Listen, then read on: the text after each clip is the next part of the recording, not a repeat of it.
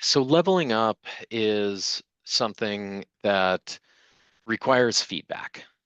In order to know whether whether you are leveling up or not, you need to be getting feedback. And you could be getting that feedback from your mentors or your coach, your teammates, whatever. Or most commonly, you're getting that feedback from the discipline. Now, in climbing, you're getting that feedback by not making it up the wall. And that's a huge distinction between that and paddling, where and anybody who starts at the top of a rapid will almost invariably make it to the bottom. Everybody ends up at the bottom. Now, then sometimes people flip over and swim out of their boats. Sometimes people get spun around a little bit, but if you happen to be one of the people who has made it to the bottom and is still in their boat, it is fairly difficult for newcomers to the sport to really properly evaluate whether they have made it to the bottom because of their own actions or they have made it to the bottom because of the river's actions. And so the result of your line is not necessarily very good feedback. My suggestion would be that you are ready to step up if you can identify a line through a rapid, articulate specific paddle strokes and body movements that you're going to take in order to make that line happen, and then you can execute that plan.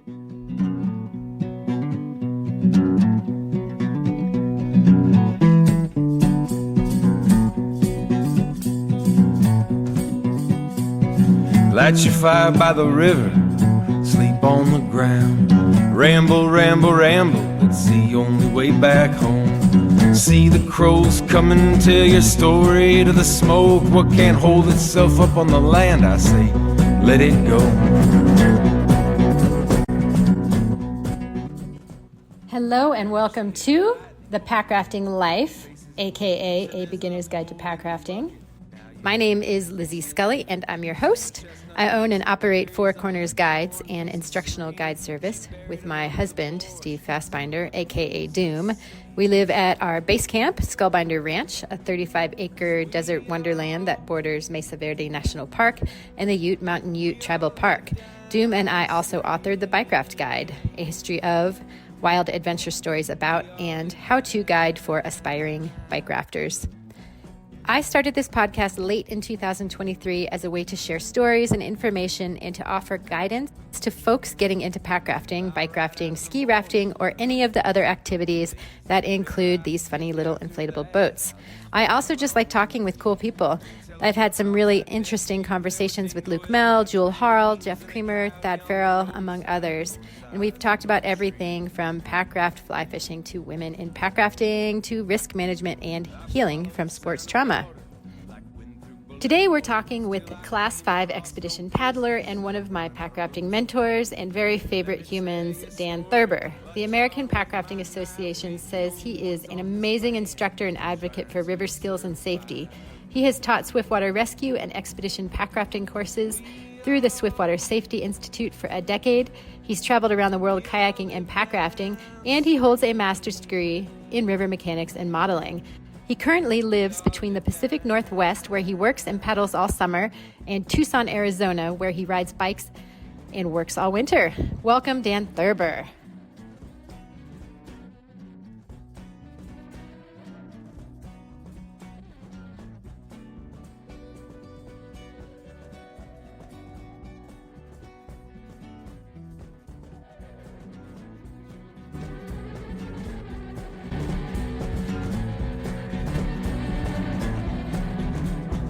I come to believe the harvest depends on what you plant. But after we go... Okay, so Dan Thurber, welcome to A Beginner's Guide to Packrafting podcast. This is episode number 12, and I am really excited to chat with you because I love talking with you always.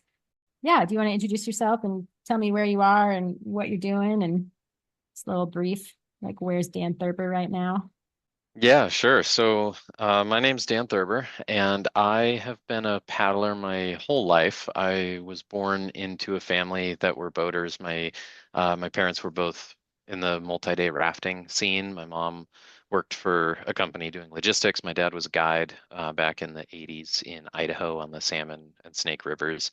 And so the way that that kind of brought me into boating was that on in the weekend or on the in the summers we would do a family rafting trip at some point. Pretty much every year. There were a couple of years that we lived in the Midwest and I wasn't doing trips, but it wasn't like I was boating all the time. There are people who grow up living in these real river-oriented communities where they have great access to rivers flowing through town, and I see kids even going out paddling after school in the middle of the spring or fall. But I still was fortunate enough to get a chance to get into whitewater at a pretty young age, just as a passenger in the raft. When I was a little bit more of an adolescent at like age 12, I think, was when I first got into an inflatable kayak, a little two-person ducky, and paddled the lower salmon with a friend of mine. And one of those trips, I can't remember how old I was, but one trip I think I was in the inflatable kayak, but somebody else joining the trip was in a hardshell kayak. Um, and so I got an opportunity to just see somebody in a hardshell kayak cruising around in all kinds of different ways than what I was doing. They were able to surf waves and flip over and roll up and play in eddy lines and things like that. And so when I saw that, I just thought that was the coolest thing.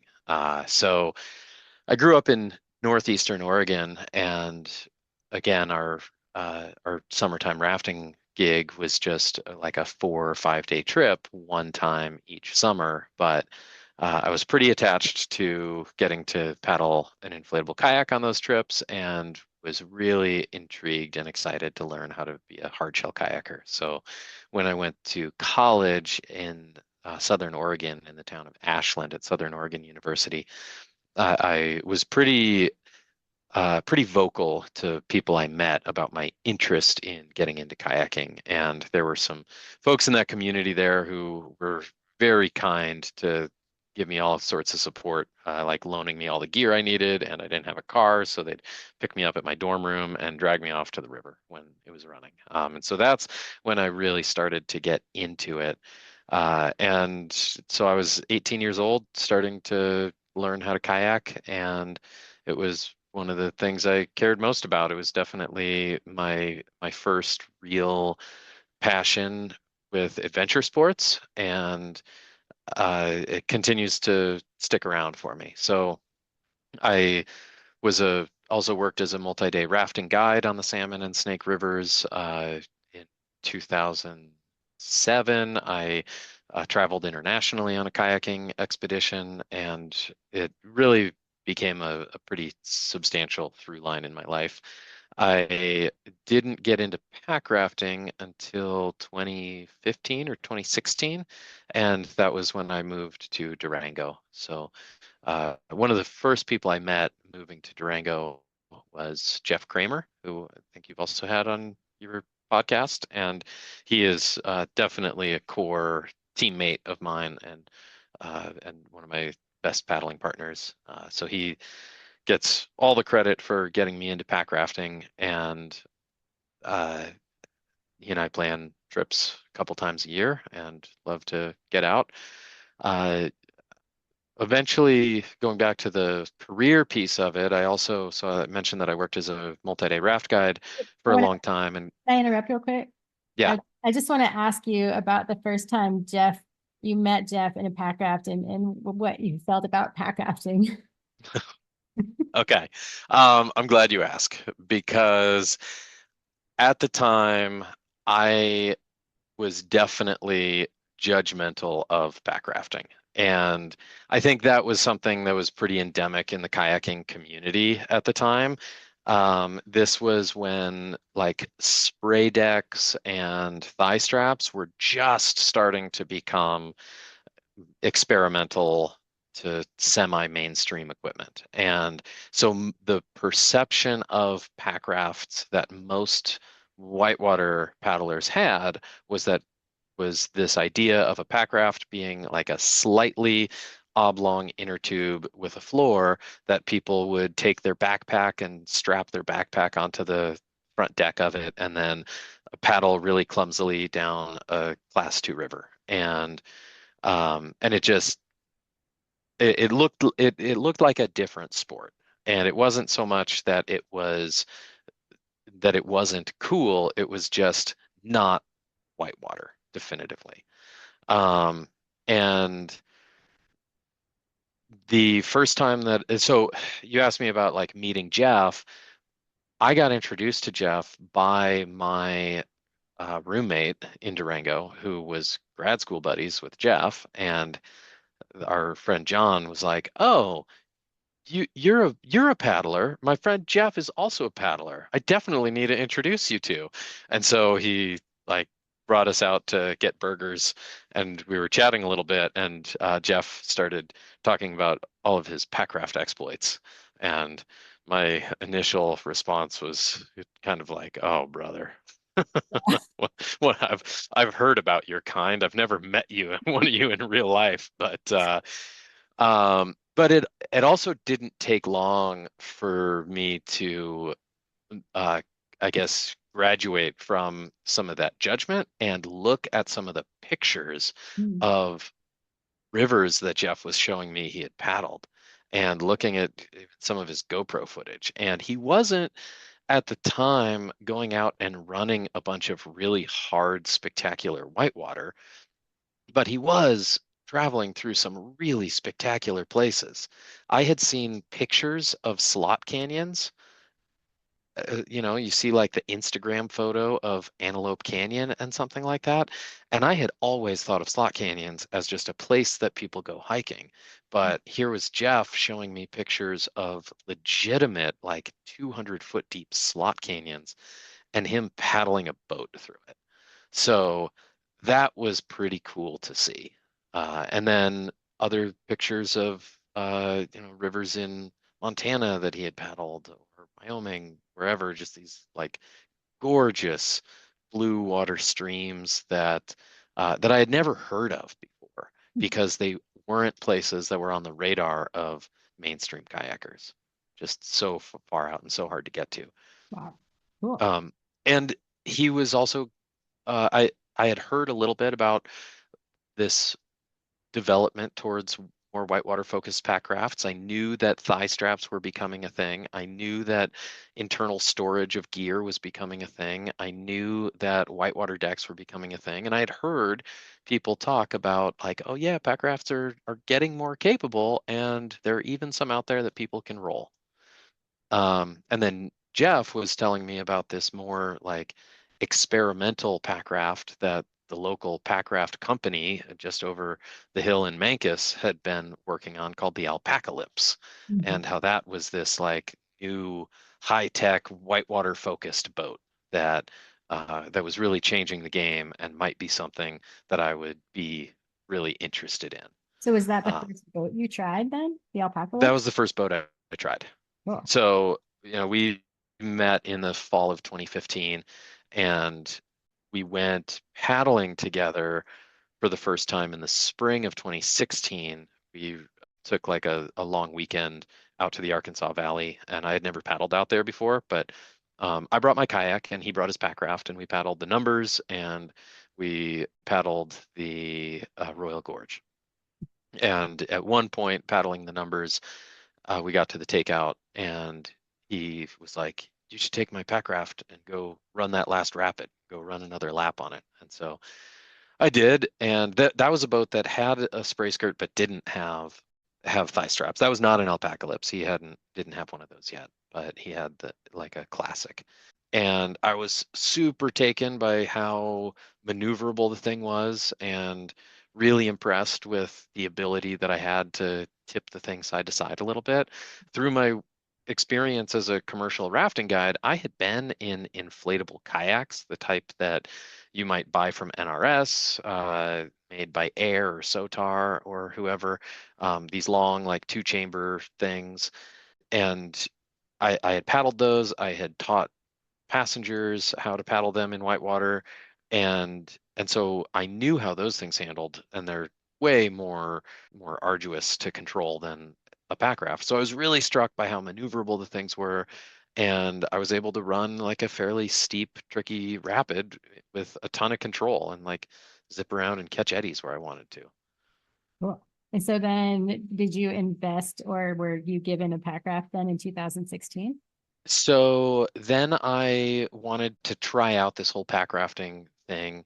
Jeff very much led the charge on getting me into it. And I still didn't have access to a boat of my own, but I was at the time also teaching Swiftwater rescue classes for Swiftwater Safety Institute. And Swiftwater Safety Institute had identified this major gap in training opportunities for pack rafters. Roman Dial, one of the like godfathers of modern pack rafting, had contacted one of our instructors, Scott Solly, who was up in Alaska to teach some other courses for like Denali Park Rangers or raft guides or military, whoever it was that he was training up in Alaska. And Roman reached out to him and was like, "Hey, we've got all these folks that are pack rafters and want to get some training, and we have no opportunities. Could you put together a course for us?" And so Scott went out and like helped them, helped figure out some valuable training that he could offer them. And so SSI was recognizing that pack rafting was growing fast and that there wasn't any kind of training opportunity. And most of us were raft guides and kayakers and search and rescue people. We didn't know how to what kind of swiftwater rescue was most appropriate for these like ultralight backcountry travelers. We bring Dutch ovens and aluminum tables downriver when we float down them. And so the idea of bringing a 60-pound boat extrication kit is no big deal on a rafting trip. But now we're talking about people who are like counting grams of how much their throw bag weighs and making decisions on whether they even want to bring it on a trip. So the with that interest that we had within SSI to start to offer some more focus training for the packraft community, I was interested in getting into that as well. So when Jeff finally convinced me to try to do a pack rafting trip with him, his first sales pitch was a Cataract Canyon trip on the Colorado. And that was exciting for me because I had run a lot of the big Western rivers, guided on many of them, including the Grand Canyon and the Yampa and the Middle Fork and all of that stuff. But Cataract Canyon was one that I had never gotten a chance to float before. And logistically, it's kind of challenging to do as a private trip because it has a 40-mile flat water approach before you get to the whitewater. And then, especially prior to 2007 or so, back when Lake Powell was full, Mhm. you would finish floating through the biggest rapids and then have 60 miles or so of dead flat water on Lake Powell to get to the boat ramp. Like you needed to have a motor, and private boaters don't have motors. So Cataract Canyon was something that I had never had an opportunity to float down. And Jeff had put together this route idea where instead of that 40-mile flatwater approach, we would hike in through the not the Maze District, the Needles District, and have this really cool, interesting desert overland hike. Then we'd get to the river, we'd run all the best whitewater, and then when we got done with the whitewater, instead of having this long flatwater float out to the boat ramp, instead we would just hike up this canyon through a desert slot canyon that's one of the most well-known and coveted hikes in the Four Corners region. Hmm. So it all of a sudden turned this trip that for me, floating a river had always been a drive to the put in, drive to the takeout, and float everything between those points, had turned that into this multi-sport experience where I got to have a really cool, interesting overland hike, and we were able to pick out exactly the section of river we wanted to float and just isolate that.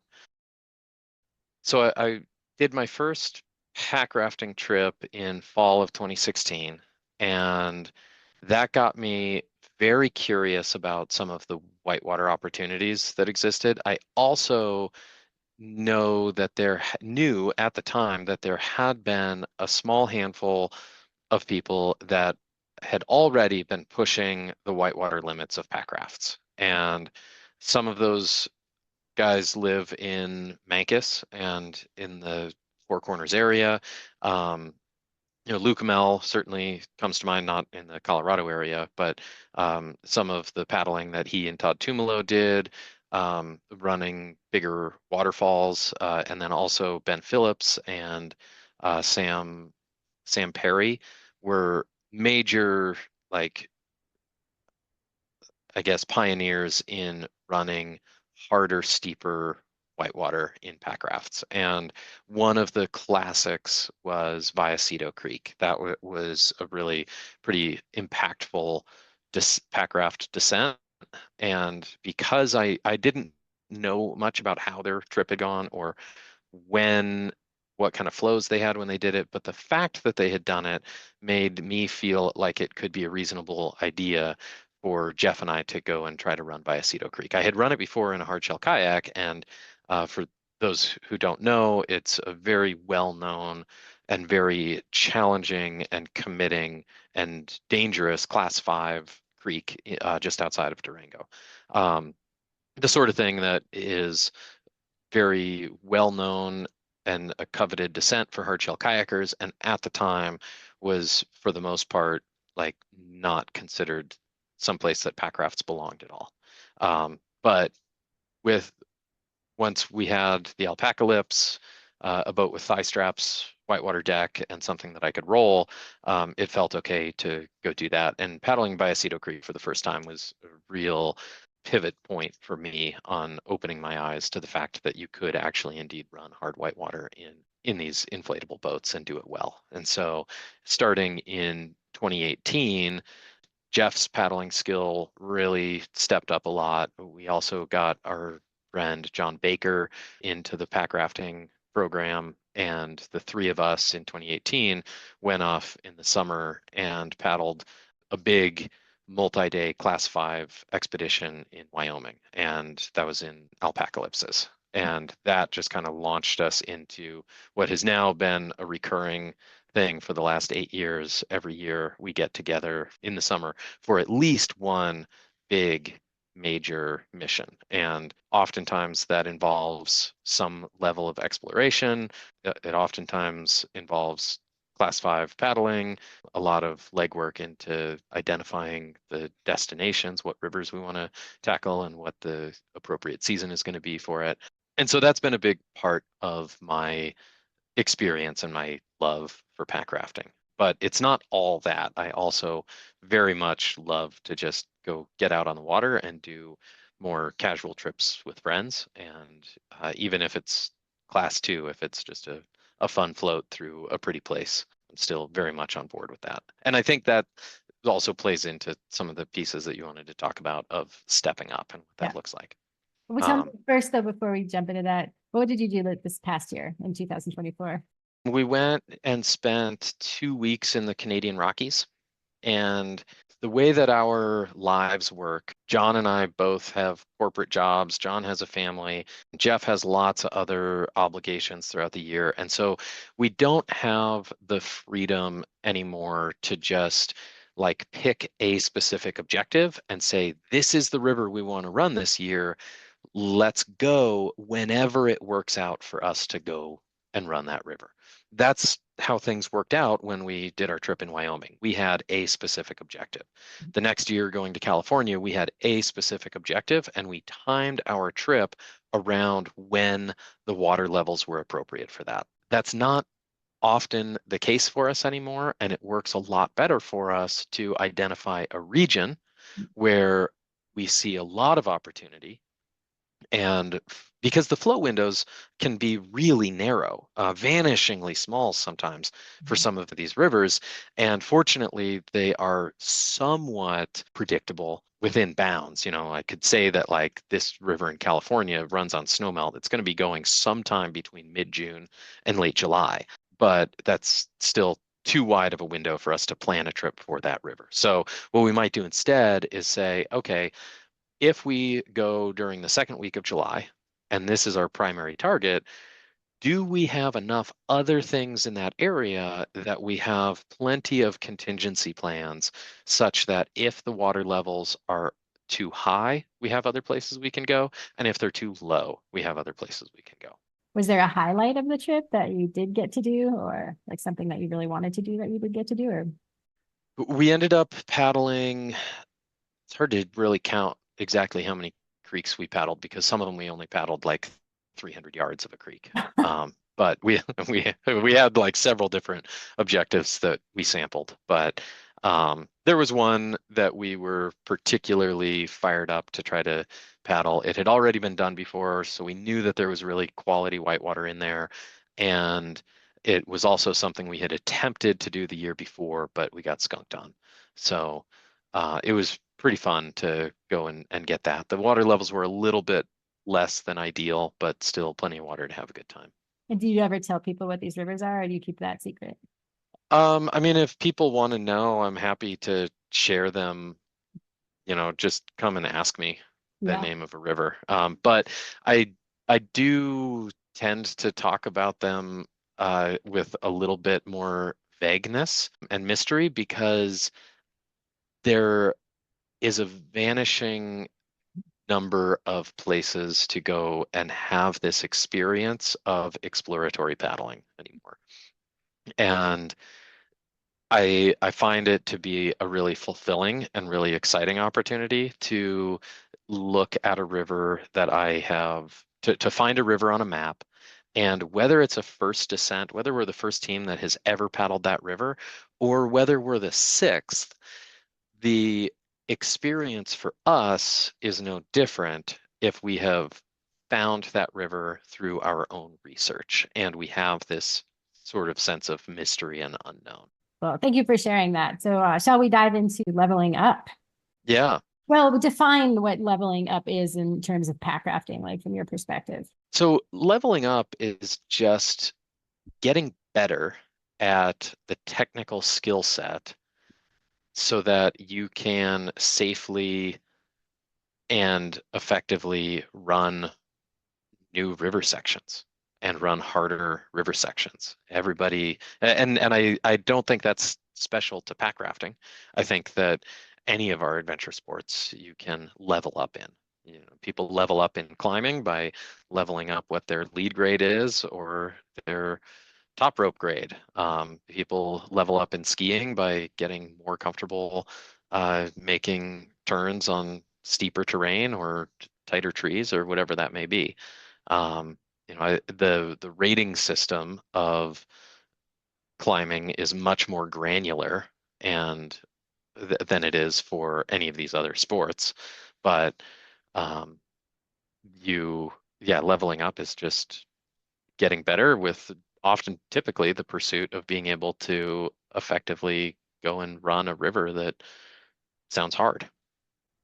And from the perspective of pack rafters and pack rafting, it seems a common theme that comes up all the time with people I talk to and the APA and at the roundups is that maybe people don't necessarily have this sense of leveling up all the time in pack rafting community because of the ease of which it is to accidentally make it through a class 3 or 4 in a pack raft.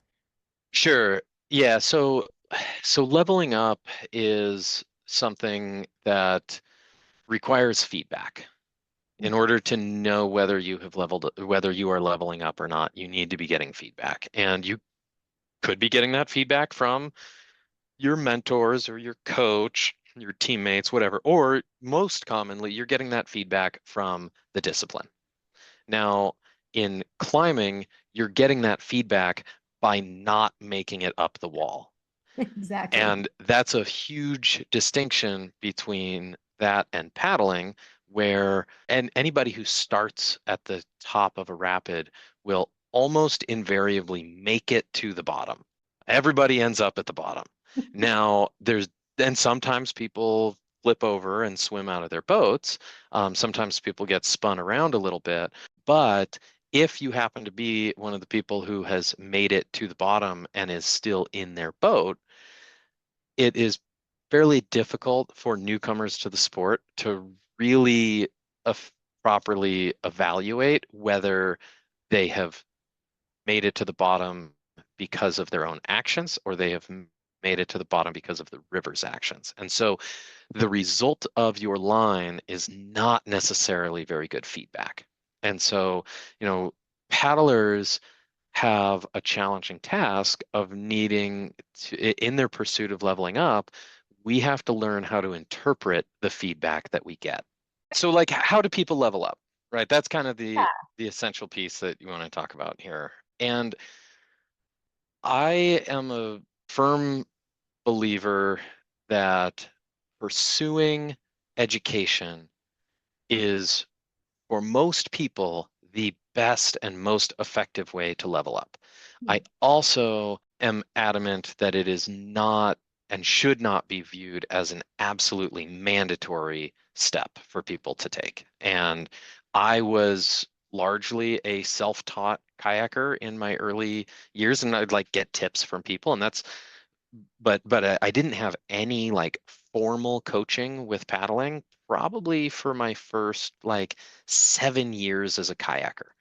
I just would occasionally get some tips from people, but I didn't do a very good job of soliciting for those tips. So asking people for feedback, those paddling mentors, and saying like, oh, like, can we go practice this thing?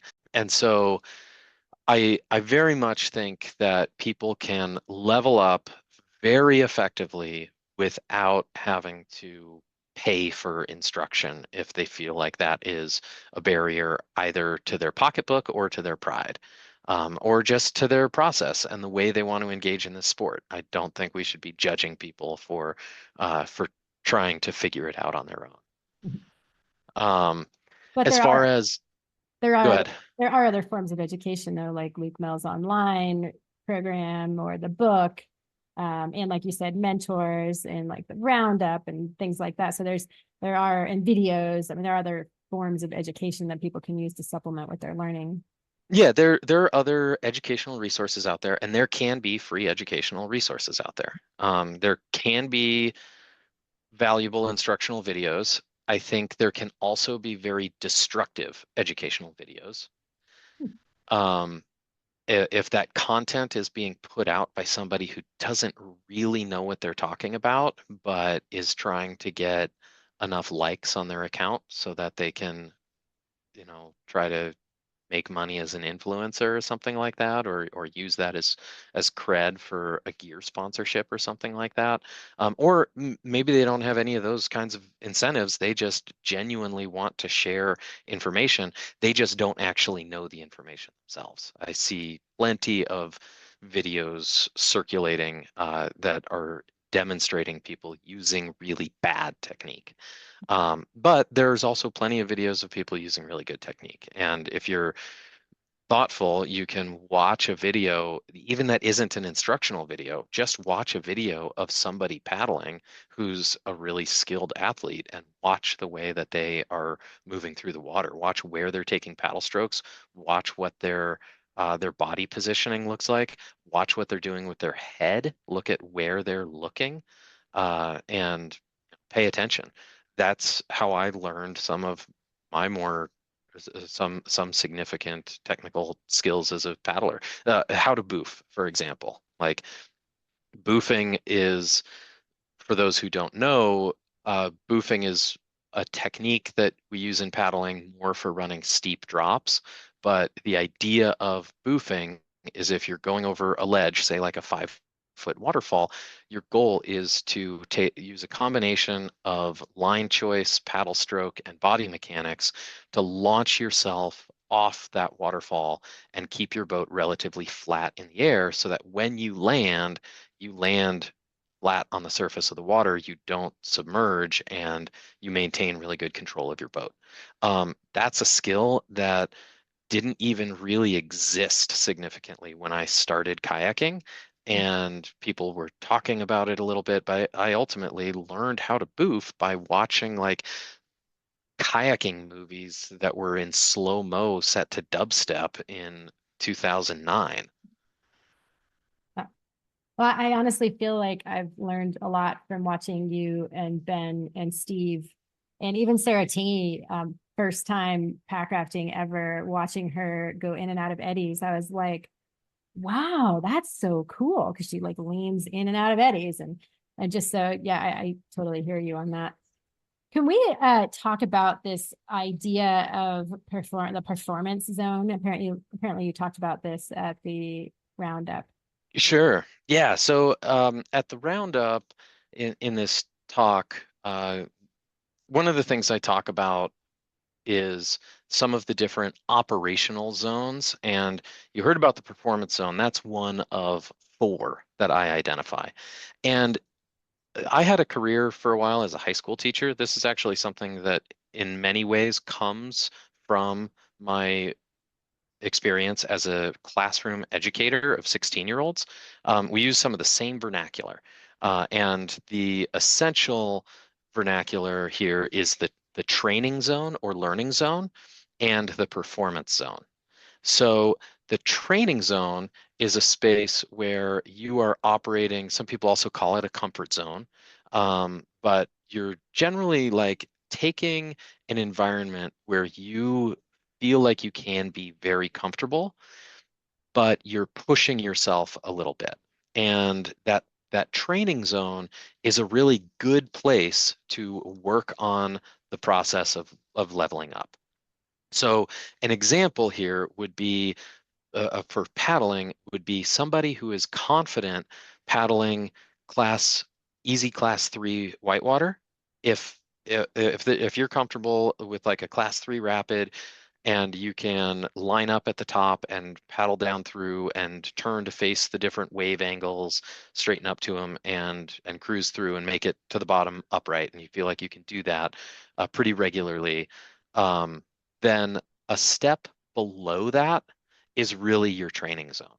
So class 2 whitewater might be the real training zone for you. And that's a place where you feel so comfortable that you could go in backwards.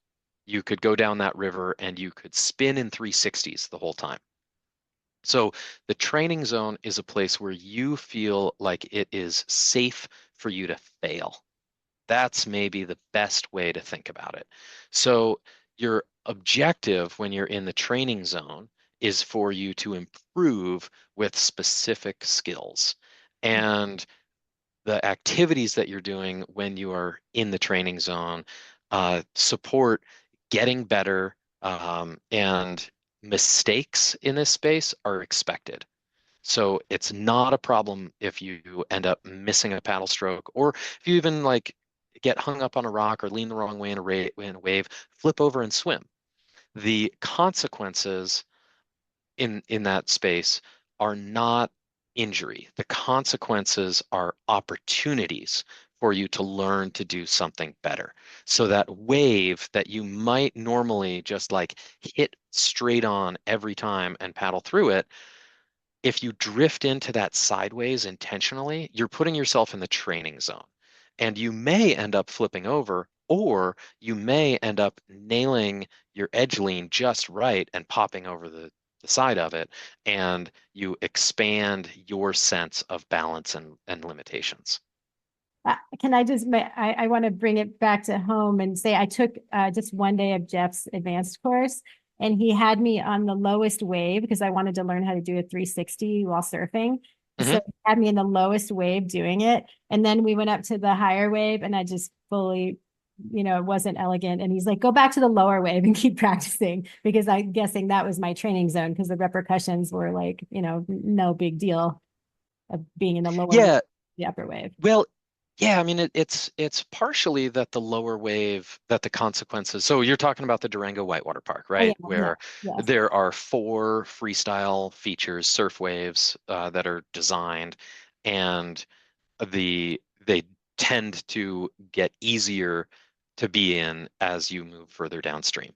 Like the upstream-most one is scary and violent, and the ones in the middle are powerful, and still pretty intimidating. And then the one at the bottom is a lot more approachable, right? So, yeah, if you put yourself in that upper wave, or one of the middle waves, and you aren't totally refined with the body mechanics necessary to do that 360, that's not a good environment for you to be training because you're not going to get good feedback. And the consequences of you swimming there aren't really dangerous. They're just inconvenient. Like it's not like you're going to flip and get stuck in a hole or smash your head or drown. It's just you're going to get separated from your boat and you're going to get exhausted. So that's not like if you find yourself going out flipping and then having a like 40-second swim before you get back to your boat and back to shore, like that's not a good learning environment compared to just downstream. There's a different feature where if you flip over, you can hold onto your boat and be back in it in 10 seconds. And you get right back to the wave to practice And again. yeah, and get back to the wave and do it again and do it again and do it again. And the fact that it is way less intimidating also means that you are going to have a lot more courage to try new things and push yourself outside of your comfort zone rather than just trying to hold on. So the the next zone up from the training zone is the performance zone, and that's the zone that you were just asking about. So the performance zone is where you go to prove to yourself that you have actually developed the skills that you've been working on. So when you went up to that intermediate wave, you were in the performance zone. And you found in the performance zone that you didn't really have the skills fully developed to execute that task in that environment. And Exactly. that's okay to learn in the performance zone. But um, our in the process of mindful stepping up, everybody just has to kind of make their own decision on how much time they want to spend in the performance zone and how much time they want to spend in the training zone. Some folks really want to like almost never fail, and Mm. so they might spend 99% of their time in the training zone so that when they go to the performance zone and try to run some rapid that has a big lateral or something like that, they have so much confidence that they can punch through that lateral and do so in control. And they do, and they're successful, and that's great. And some folks might be a lot more cavalier and feel good about being in the performance zone 50% of the time. And it's going to depend person to person, like what balance is best for you to level up fastest. And it's not necessarily about leveling up fastest. Mhm. Once you get to more dangerous and challenging whitewater, safety becomes an issue. And talk about that one in just a second, but I want to like focus on the performance zone just a little bit more and articulate that a tiny bit more. So like the performance zone, your objective is to prove that you can do this thing. So when you are stepping up to run class 3 big water for the first time, that is performance zone for you. And your focus is on having a clean and successful run. And by clean run, I don't mean that you make it to the bottom and you're still in your boat. I mean that from the top of the rapid, you articulate three specific strokes that you're going to take through that rapid, and then you perform those same three strokes where you were planning on taking them. And that means like when I say articulate, I mean you're saying that at that wave, I'm going to point to the right and I'm going to take a left power stroke through that wave. Then going down there, I'm going to take a right sweep stroke to turn myself to the other side. And then when I get to that point, going through that big crashing wave, I'm going to take another power stroke to punch myself through it. So if you can identify three specific paddle strokes and then execute them, that's kind of my definition of a clean run or somebody trying to step up. I love that. And I've never thought about that. Actually, I've thought about my line and I've never thought about doing specific strokes in specific sections in that line though. So that's really cool. And I'm going to try that when I get to Packraft again. Yeah. And so when you're in the performance zone, also you're really trying not, you're not supposed to make mistakes. Like you don't want to be making mistakes.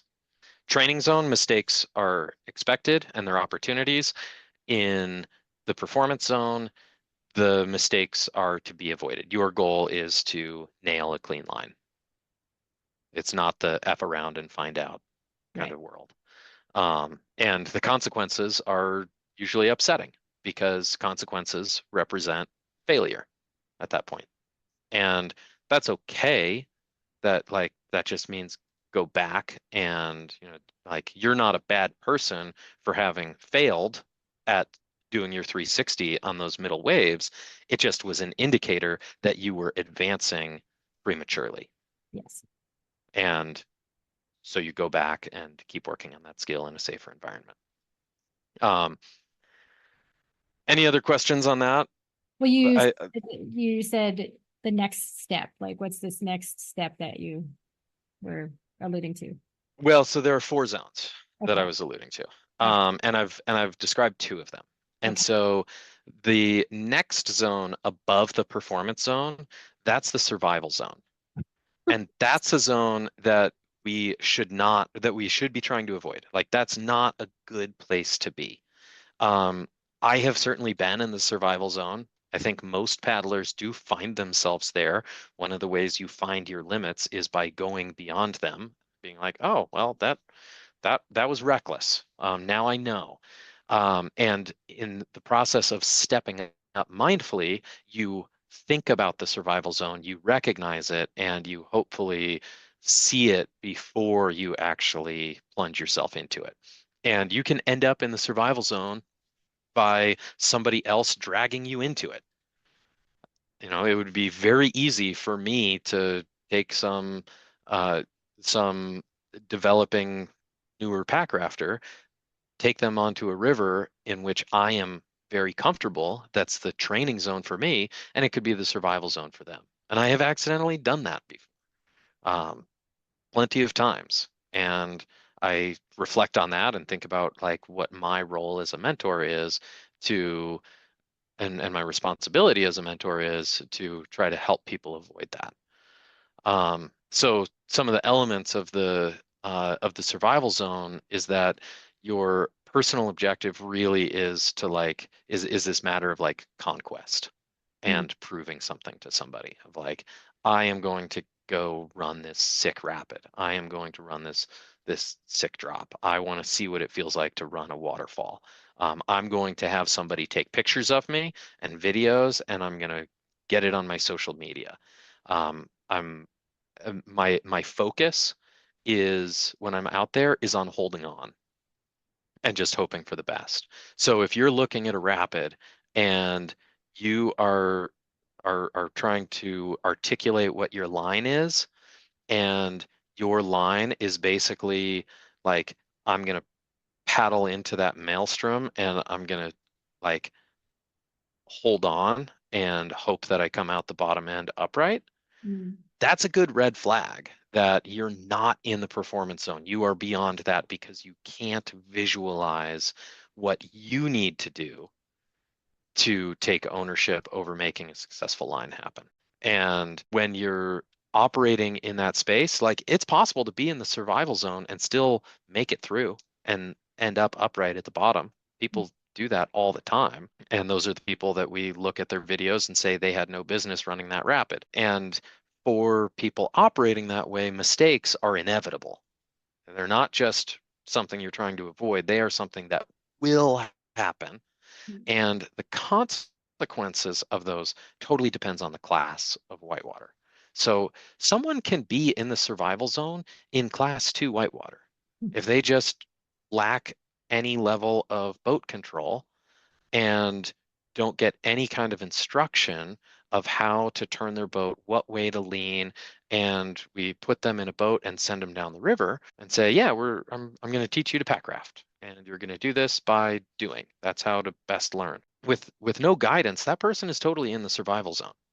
And we're not doing them a service by setting them up that way. We're doing them a much bigger service by adding some scaffolding to that lesson of how do you run this class 2 rapid. Let's start off in flat water and let's learn to take 5 strokes and keep our boat going in a straight line. Let's learn to self-rescue. Let's learn some of those skills that are the fundamentals of what we do in the first hour or two of any packrafting beginner course that we teach, right? Yes. So the consequences aren't bad. They might be psychologically harmed if someone is really afraid of the water. I've seen that. I've seen people have pretty benign swims in class 2 water that totally terrify them. But that habit of stepping up by just running harder whitewater, that is inherently throwing yourself into the survival zone and hoping for the best. And in class 2, that works fine for some people. In class 3, that works fine for some people. In class 4, it starts to get kind of dangerous. And in class 5, the consequences can be fatal. Like nobody should be running their first class 5 rapid without having the ability to identify, to like articulate their line going through it. And that's a really good point, actually. Yeah. So then what is the fourth zone? The fourth zone is the chill zone. The chill zone. The fourth zone's on the other end of the spectrum. And the chill zone is where you are so comfortable in that particular environment that that you can just really relax and soak things in.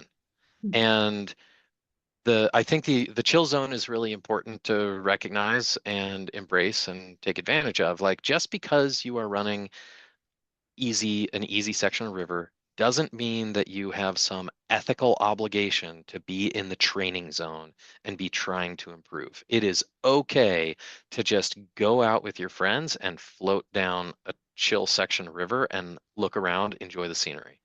So in my little like matrix of the L of how we define each of these zones, the chill zone, like your focus is on birds and your activities support relaxation. Mistakes are improbable, and the consequences of those mistakes are comical. Yeah, right. And I guess it's important to remind people, oh, hi. Sorry, my dog wants me to take him on a walk. I guess it's important to remind people, especially maybe younger people. I mean, I know because when I was in my 20s, I just wanted to push myself more and more with climbing, but maybe it's important to remind people to go back to that chill zone just because why? Turning it back on you. Why to go back to the chill zone? Yeah. To just keep the sport fun and also to like scrub your ego away from it a little bit and be a mentor and an ally for other people getting into the sport. You know, like I'm a pretty mediocre rock climber. And if I'm going to go and have a good day at the crag, then I need to be leading like 5'7". And I know that a friend of mine who's a super experienced climber isn't all that stoked to top rope that 5'7" after me and clean it, but that can be the chill zone for them. And if they can like have that humility to still just come out and enjoy the day with me, then it really goes a long way in supporting new people to the sport and supporting that growth and development. Love that. And I'm going to quote you on that. Yeah, So, and I've got friends that I want to spend time with on the river. Like it does, not every river trip has to be about me getting to challenge myself and have this peak experience of running super hard whitewater. some of my experiences want to be about just floating something with a friend and having a good time. Yeah, that's why you did the Grand Canyon with me. Yeah. And why we're gonna do and why I'm psyched to do Cataract Canyon.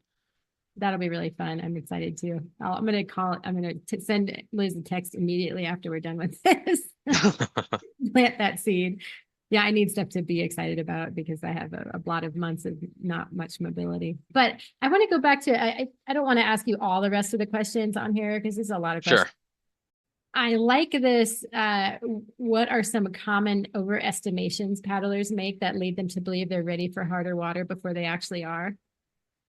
I think it's hard to paint everybody with one brush on the various overestimations and mistakes that people can make. I think that the biggest one just goes back to that comment about feedback and the feedback that we get from the river. And so often, until we develop a real nuanced understanding of river mechanics and boat mechanics, I think the feedback that a lot of people take is binary. It is, did I fall out or did I not fall out? And getting to a point of just kind of floating down a river somewhat passively and making it to the bottom without having a lot of intention and deliberation behind all of their paddle strokes.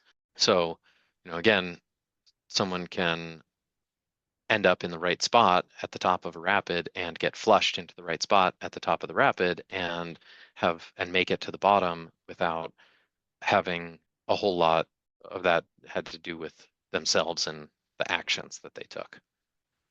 So really being more conscientious of what strokes you're taking and where. Really, that's the bottom line, and knowing your line. Like actually thinking about things like that is a really good, simple, straightforward point that you're making right now that people can think about when they're going into rapid. Yeah, I think that if you are looking for some kind of objective criteria on when is it when are you ready to step up to the next level? I know everybody has different things to say on this, and you can find lots of blog posts about it. And my opinion is no more or less valid than anybody else's, but saying something different might just resonate differently with somebody. And my suggestion would be that you are ready to step up if you can identify a line through a rapid, articulate specific paddle strokes and body movements that you're going to take in order to make that line happen, and then you can execute that plan. And if you can't, that's okay. Like spend some time in the training zone and work on that a little bit. Right. Like learn what some different maneuvers are. Exactly. Just like me going up to that bigger wave to try out my 360 and failing miserably and then going back to the lower wave. Sure. And this is a space where I think that experienced boaters have really kind of failed to set a great example for developing paddlers in terms of understanding what some of those different opportunities are for maneuvers and paddle strokes. And I was listening to some webinar a few years ago that was hosted by a very acclaimed whitewater kayaking instructor. And as like an icebreaker in the webinar, she asked everybody in the audience to type into the chat, what is your favorite downstream river maneuver? And I thought about that for a little while, and like being the steep creek boater that I am, I was like, oh, a boof. That's my favorite. But as I thought more about it, I was like, I don't know that I could name like 5 different maneuvers. And I think that's problematic. I think that makes it harder for people who are in that developmental stage to like, if you don't have a list of things that are even possible, of things that exist, then how are you supposed to put together a plan? So I think that the more advanced paddlers can do really well to try to articulate better what are some different specific maneuvers that they're using in different places, and then relay those verbally to developing paddlers. I love that, and I'm going to apply that when I teach. So out of there's all these different questions I have here. Are Yeah. there any between 11 and 20 that sort of resonate with you more? Smart progression, drills or habits? What role does mentorship or instruction play in keeping people in their performance zone? I don't know. There's like all these. I think we've covered a lot of the answers, but is there something in here that resonates with you? Okay. I do want to talk for just a little bit about the analogies that we have a tendency to draw in pack rafting to other sports and the various allegories that we use when thinking about how to step up and thinking about how to address risk assessment. Because what I have found with paddling is that like pack rafting, land and whitewater kayaking, they're really the same sport at this point, just different craft and slightly different styles. Um, people, uh, so the sport of kayaking and pack rafting lands in this broader swath of sports that are thought of as the outdoor adventure action sports. And as I name that category, people's minds are probably going to a handful of 5 or 6 sports: mountain biking, skiing, rock climbing, surfing, trail running. Like those are collectively, and maybe there are a couple that I'm not thinking of, base jumping and wingsuiting, whatever. Like those are the essential outdoor adventure action sports. And most people I meet who are involved in one of those are also involved in 2 or 3 or 4 others. And so what that means is that we are somewhat conditioned to draw comparisons from one sport to the other. And all the time, I hear people say things like, in the climbing world, this is how we do this. This is how I stepped up as a climber. This is how I function as a group in backcountry skiing. As a mountain biker, these are like the ways that we address risk. Um, and I think that there can be value to all of those, but in terms of safety and in terms of stepping up, I think those are really kind of problematic analogies to draw. And the reason I say that is particularly when it comes to safety, because as I say this, like any contrarian will come up with lots of ways to push back on this statement. But compared to all of those other sports, the way that we can increase our safety in the river is first and foremost connected to our technical skill at how good we are at that sport. And I don't think that is true with backcountry skiing. And I don't think that is true with rock climbing. And I don't think that is true with mountain biking. And sure, there are all sorts of ways that, like, as a big wall climber, you're safer up there if you are a better, more competent climber. But the most fundamental way that people address their safety with climbing doesn't have so much to do with their ability to like stick that hold. It has a lot more to do with their ability to set good protection and follow a set of protocols to make sure that if they don't stick that hold, when they fall, the rope catches them, and right? And and it's the same with backcountry skiing. Like, sure, you can be you're maybe a slightly better backcountry or safer backcountry traveler as a ripping skier. And there are scenarios where somebody who's a really good skier is maybe more able to operate safely, but the Um, but the most fundamental thing we do as backcountry skiers is terrain evaluation and snowpack evaluation and decision making. So like the Avalanche doesn't care if you're a free ride world tour champion. The Avalanche is going to bury you the same as it is somebody who is a novice. So, if the way that we operate in terms of advancing our safety has more to do with some of these external factors, with mountain biking, with rock climbing, with backcountry skiing, these like terrain decisions, that becomes a little bit less common with, or a little bit less applicable with whitewater, because we are inherently moving down this fast moving medium. And a lot of accidents that occur with whitewater don't have to do with somebody who made a wrong decision about the terrain. And with terrain in whitewater, we're talking about a rapid. It's not about like whether you thought it was a good idea to run that rapid and it actually wasn't. It's about whether you had the skill to stop yourself from traveling downstream before getting swept into the rapid in the first place.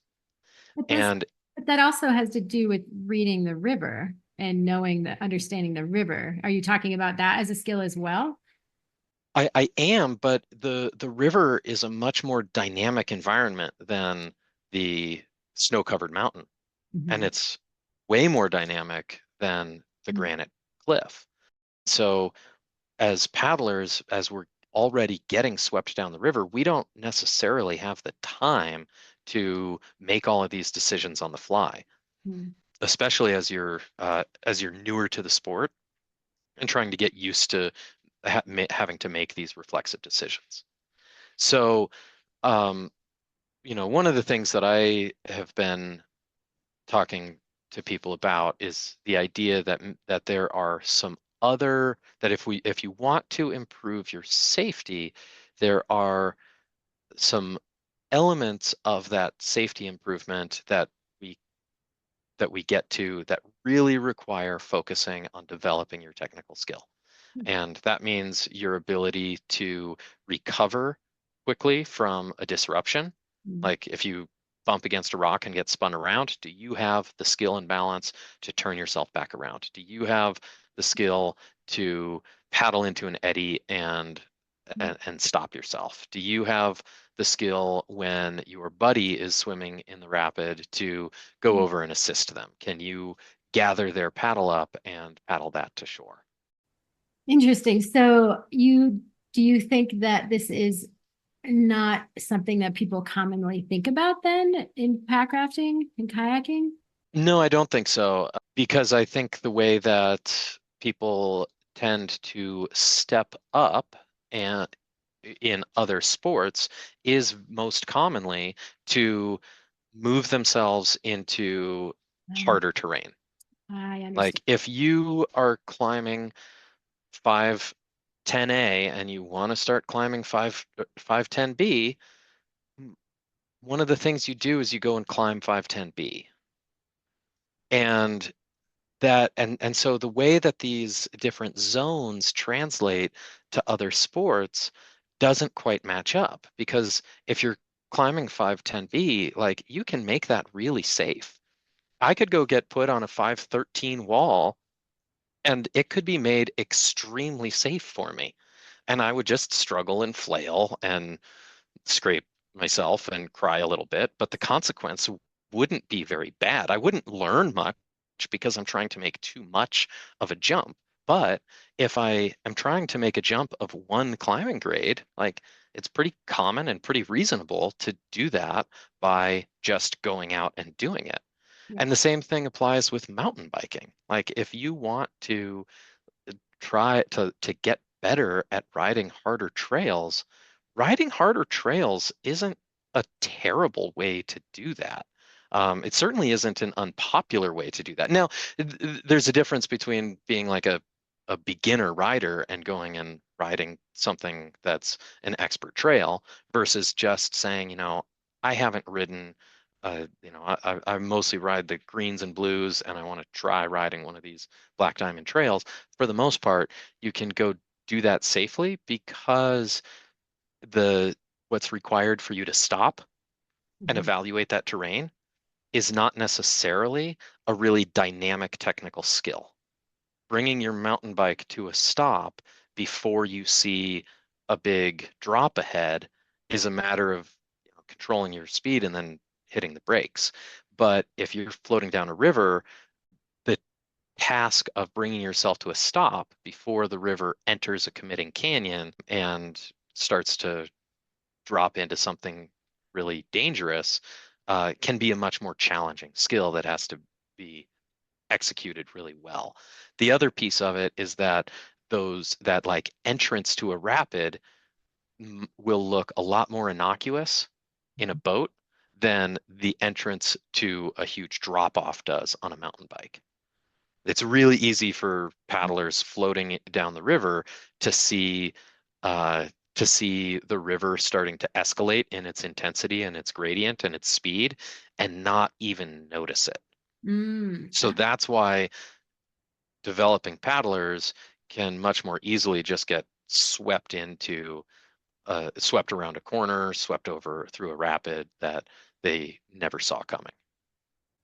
Yeah, I'm just so relating this to my own experiences. And I have always been so afraid, I'm pretty afraid of pack rafting. I mean, it gets a little better every year, sort of, but like, I think the Grand Canyon was such an excellent place to really hammer that lesson because it's like you see nothing until all of a sudden you're in it. And so if you have, I mean, you go look at it hopefully and you have your idea of what you want your line to be, but really it's the skill. I mean, sometimes it's just luck in the Grand Canyon, like in lava or whatever, but other ones it's really like, can I hit that line over there? I want to go over there.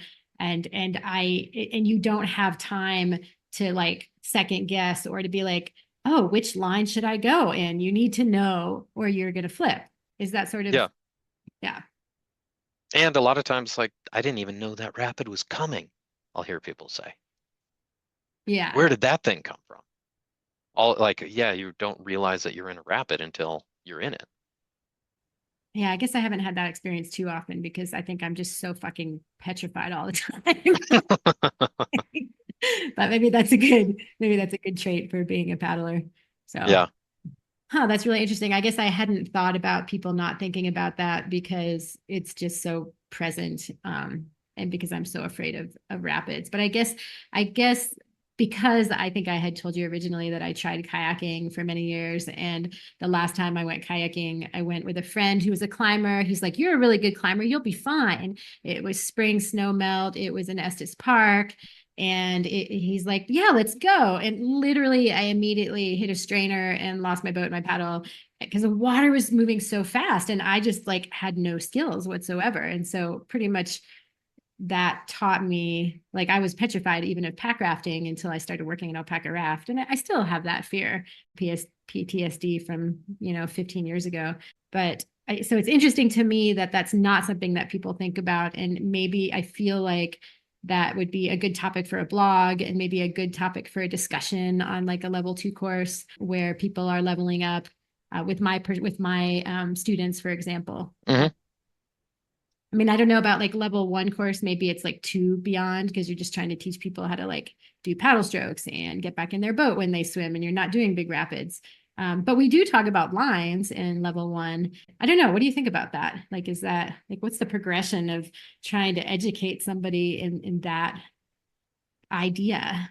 I mean, I think it's worth a couple of quick plugs early on, just to drive, just to plant the seed, and like not even necessarily drive it home, but just plant the seed with that idea that like, hey, most likely, like if you're involved in a lot of these other outdoor adventure sports, you're probably accustomed to stepping up in these sports by going out and doing them. And as you climb, you get better at climbing. As you ski, you get better at skiing. But and that tends to happen just organically by doing those sports. That's not the case with paddling. You do not get better at paddling just by going out and floating down a river with your friends. Yeah. You only will get better at paddling if you intentionally put yourself in the training zone and challenge yourself with some of those specific moves. And this still may just be kind of like vague and nebulous to a lot of folks, as I just mentioned that like I can't define more than 5 different maneuvers, but I'm saying that when you go out, you should try lots of maneuvers. And so the very simplest thing that people can do is to try to catch eddies Hmm. and catch small eddies in rapids and put together challenging moves from one eddy to the next. That is like when I first was exposed to that idea of how to move down a river, I didn't like it. I thought it was lame. I thought it was boring. I was 20 years old and I just wanted to charge. Hmm. Um, but part of the piece with those eddies is that if you take a rapid that normally you would just shoot down the middle, and then instead someone shows you this alternative of, well, you can actually catch this eddy on the left shore, and then from that you can leave that eddy and try to make a ferry and catch this other eddy behind a boulder. That that objective is going to expose you to all sorts of little micro maneuvers that you maybe didn't even know existed. Hmm. There are mechanics of how you're peeling out of the eddy. There are mechanics of how you're using lateral waves to surf your way across. There are micro leanings that you do. There are specific paddle strokes that you do. And coming back to the feedback piece, like you get feedback. Either you make it into the eddy or you don't. And Hmm. that's much more valid, meaningful feedback than you're at the bottom of the rapid and you're upright, because catching the eddy had everything to do with actions that you took as a paddler. Control. And then those the fundamental paddle stroke mechanics of catching an eddy are almost exactly the same as the fundamental paddle strokes and mechanics of running a 15-foot waterfall. Oh, Now that surprises a lot of people, yeah. but the some of the pieces of a really crisp, clean eddy turn, like the ones that you watched Sarah Tingey execute when you first got in a pack raft, include edge-to-edge transitions. It includes hip hip activation and tilt. Hmm. It includes a control over your forward and backward body positioning and the weight distribution in the boat. It includes a specific paddle stroke planted at a specific spot in the river. And so all of those pieces start to translate. And once you can execute those paddle strokes to catch an eddy in relatively flat water, you can now start to graduate to catching that same eddy or catching a different eddy that has a little bit more of a drop into it in a steeper rapid. And now you're starting Hmm. to get into the fundamental mechanics of boofing. And then once you're boofing from 6 inches up into an eddy, then maybe you can boof from 12 inches or 20 inches up into an eddy. And once you're at 20 inches up, you're you're basically running a waterfall. You're just doing so with less consequence. Wow. Well, our interview has gone super long and I don't want Yeah, to. this is going to be an editing nightmare for you. No, I'm just gonna run it. It's super interesting. As I'm listening to you, I'm like, God, I need to like do another one of these with you. So maybe in 6 months or 8 months, I'm gonna call you back and do another one because there's just so many things to talk about. And it's always so interesting to talk to you because you're so knowledgeable and so articulate in the way that you explain things, which is why I think that you're such a wonderful instructor. So thank you for all the things that you've taught me just over the years. I really appreciate it. So, Certainly. um, Any last comments? Yeah, final notes, recommendations? I mean, well, as we're talking so much about this, like stepping up, I cannot overstate the value and importance of good mentors in stepping up. And so, I encourage people to find mentors and express to those people that they consider them mentors and are seeking mentorship, because that will just, you know, amplify the relationship and give people kind of a green light to give others feedback. I think a lot of people who consider themselves semi or complete experts in a field kind of enjoy giving feedback, and but recognize that people aren't always looking for it. And so I, for one, am usually pretty quiet about giving people feedback unless they specifically address that they are interested in it. If you express to me that you're open to feedback, then I'll keep my eye on you and I'll give you some tips if you have them. But I try not to do that if it's unsolicited. Some people So don't even know. I think this is a good lesson too, actually. I think when you're beginning pack rafting, this could be part of instruction, letting people know this particular thing. Like, I never mind giving people feedback. I love teaching, because that, although it's stressful for me too, but I do love it. Maybe that's also an important lesson to teach people when they're beginning pack raft. It's okay to ask. People often want to share their information with you. yeah.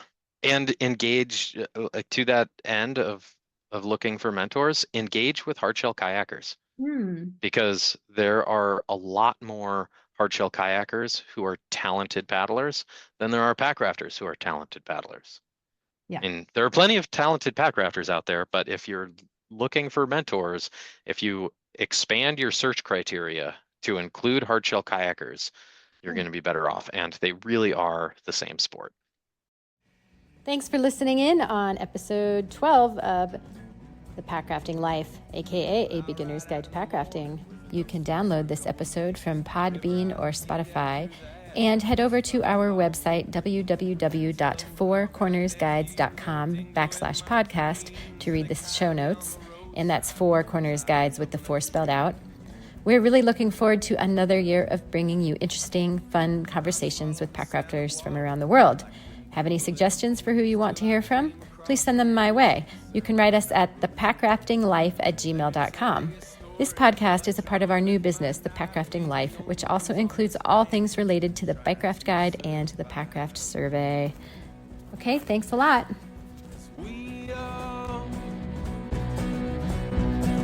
We all live downstream. We all live down